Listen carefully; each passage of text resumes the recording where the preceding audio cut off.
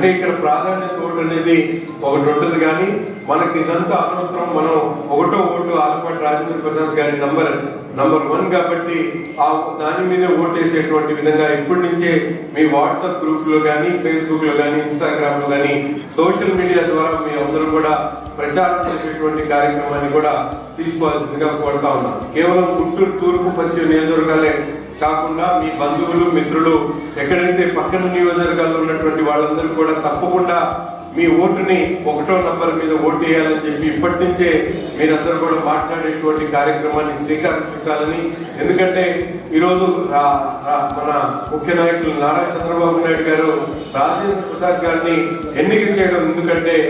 ఆయన గెలుపుకి అవకాశం ఉన్నప్పుడు కూడా కూటమి కూడా ఇవ్వాలనే ఒక ఆలోచనతో ఆయన టికెట్ ఇవ్వకపోయినా పార్టీలో అనేక మంది గెలుపు కోసం ఆనిచులు పనిచేసినటువంటి పరిస్థితులు. యువ నాయకుడిగా, యువకుడి అధ్యక్షుడిగా,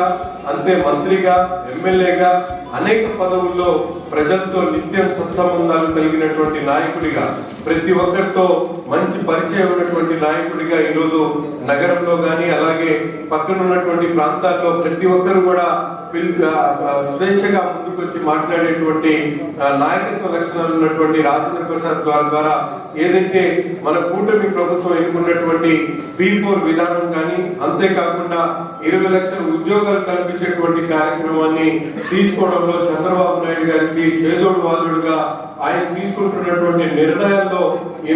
మా వంతు గుంటూరు జిల్లాకు సంబంధించినటువంటి వ్యక్తి ఒకతను ఉండాలి అంటే అది ఆలపాటి రాజేంద్ర ప్రసాద్ గారు మాత్రమే సాకారం అవుతుందనే విషయాన్ని మీరు అందరూ కూడా గమనించి ఆయన గెలుపు కోసం ఈ 15 రోజులు 15వ తారీఖు నుంచి వచ్చే నెల 15వ తారీఖు ఎన్నికలు ఉంటాయా? మార్చి 15 ఎన్నికలు మార్చి 15 ఉంటాయి. సో మనం ఫిబ్రవరి 15వ తారీఖు నుంచి ప్రతిరోజు కూడా మీకు సంబంధించినటువంటి ఓటర్లు, అంటే ఒక్కొక్క బూత్ కి 2 ఇప్పుడే అపాయింట్ చేశారు. ఆ డివిజన్ లో ఉన్నటువంటి నాయకులు కూడా రోజుకి ఒక